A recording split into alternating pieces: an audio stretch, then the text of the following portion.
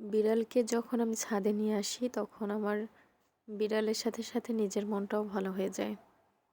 সারাক্ষণ রুমের ভিতর থাকার পর যখন একঘেয়েমি চলে আসে, মাঝে মাঝে এভাবে আমি আমার বিড়ালকে নিয়ে ছাদে আসি।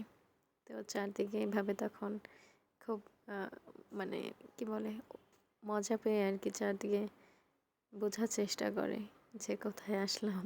যদিও বা এখনও অনেকটা বুঝতে পারে, কারণ মাঝে মধ্যেই এখন ওকে ছাদে নিয়ে যাওয়া হচ্ছে, তো জায়গাটা ওর পরিচিত হয়ে গেছে।